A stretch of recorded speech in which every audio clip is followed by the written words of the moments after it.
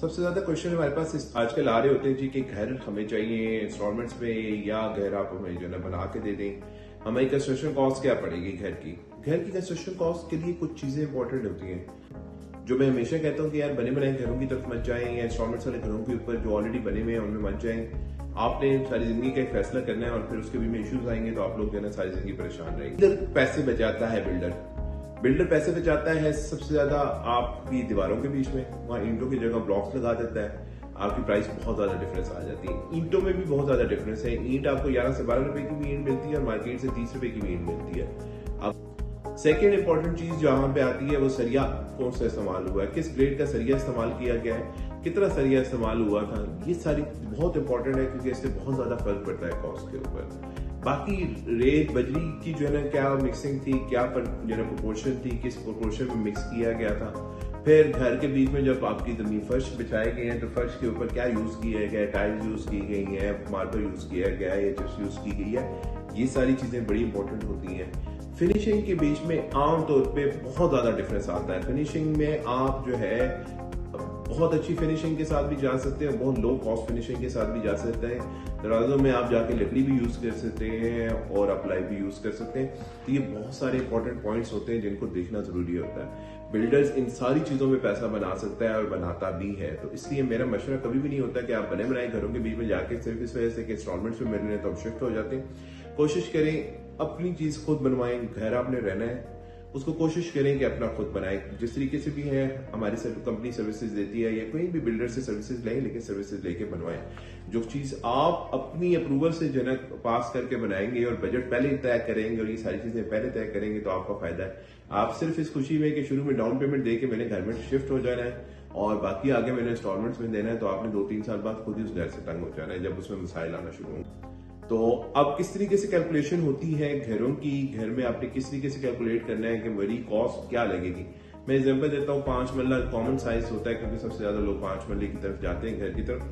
5 मरला अगर आप सोसाइटी में ले रहे हैं तो 25 बाय 45 होता है यूजली, और अगर आप इस्लामाबाद में ले रहे हैं तो 25 बाय 50 होता है। तो अगर आप 25 बाय 50 के ऊपर लेके जाते हैं तो 1250 स्क्वायर फीट आपका कवर्ड एरिया इसमें सिर्फ 5 फुट आपको फ्रंट पे छोड़ना पड़ता है, 5 फुट बैक पे छोड़ना पड़ता है। तो तकरीबन आपको जो कवर्ड एरिया इसमें बनता है वो 1000 से लेके 1100 स्क्वायर फीट बनता है।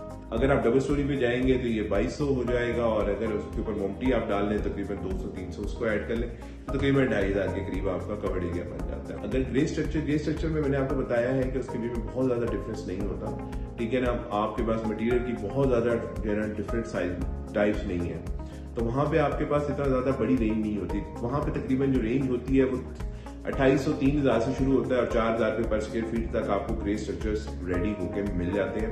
इसी के बीच में ये लाई करते हैं। अगर कोई 2500 लेके जा रहा है तो वहां पे आपको बहुत ज्यादा वो चीजों को कम कर देगा, छतें नीचे कर देगा और मसाइल आपके लिए आना शुरू हो जाएंगे। नीचे जो बेड है उसके बीच में पैसे बचाएगा, बहुत सारी चीजों में पैसे बचाए जा सकते हैं। लेकिन जो एक नॉर्मल एवरेज है वो 2800 से लेके 4000 पर स्क्वायर फीट पे, इसको आप मल्टीप्लाई कर ले total number of square feet से, जो कवर्ड एरिया का है वो आपको ये टोटल बता देगा। फिर आ जाते हैं फिनिशिंग के ऊपर। फिनिशिंग में मैंने आपको बताया कि बहुत बड़ा मार्जिन है, तो यहाँ पे प्राइसेस स्टार्ट होती हैं 5200 से लेके और ऊपर आप 7000 तक बल्कि 8000 तक भी जा सकते हैं, डिपेंडिंग ऑन के किस किस्म की फिनिशिंग आप जा रहे हैं। इसमें 60 से 65 लाख की आपको फिनिश्ड प्रोडक्ट मिलती है, सिंगल स्टोरी 5 मरला।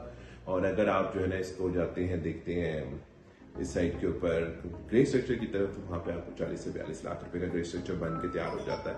तो ये मैंने आपको आइडिया दे दिया है। अब आप इसकी बेसिस के ऊपर, कैलकुलेशन के ऊपर, फॉर्मूले के ऊपर किसी भी साइज का प्लॉट है उस साइज को कैलकुलेट कर सकते हैं, उससे आपको मल्टीप्लाई करें कॉस्ट को और आपको ऑटोमेटिकली निकल आएगा। ये आजकल के लिए वैलिड है, ठीक है ना।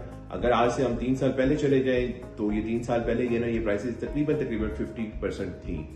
के ऊपर जहां 2 मंजिला बन रहा है उस टाइम, सॉरी 1 मंजिला बन रहा है उस टाइम पे वहां पे 2 मंजिला घर तामीर कर लेते थे, तो ये बड़ा बेनिफिट था उस टाइम के ऊपर। बट अनफॉर्चुनेटली ये चेंजेस की वजह से और हमारे जो है उसमें क्या क्या चेंजेस आई हैं, वहाँ पे जो है आपकी क्या कहते हैं सीमेंट की कॉस्ट बढ़ गई है, आपकी जो है स्टील की कॉस्ट बढ़ी है, फिर उसके बाद आपके पास जो है ईंट की जो मैन्युफैक्चरिंग कॉस्ट थी वो बढ़ गई है, बहुत सारी चीज़ों पे। और फिर उसके बाद रेत बजरी इन सारी चीज़ों की कॉस्ट काफ़ी बढ़ गई है। फिनिश प्रोडक्ट्स में अगर बात करें तो टाइल्स की कॉस्ट बहुत बढ़ी है। फिर उसके बाद आपका जो है लकड़ी का जो कॉस्ट है वो बहुत ज़्यादा बढ़ गई है। ये सारी चीज़ें जो है ना बहुत ज़्यादा इस टाइम के ऊपर उन्होंने नेगेटिव इम्पैक्ट डाला है कंस्ट्रक्शन के ऊपर। लेकिन हमने सुनने में आ रहा है कि इस बजट के बाद कंस्ट्रक्शन के लिए जो चीज़ें ज़रूरत होती हैं उनके ऊपर जो है ना ये टैक्स रेट्स रिवाइज करने जा रहे हैं। अल्लाह करे अगर ऐसा हुआ तो definitely that is going to impact ये सारी चीज़ों के लिए कि किस तरीके से आपने अपना घर बनाना है, उसके किस तरीके से डिज़ाइन होना चाहिए, क्या होना चाहिए।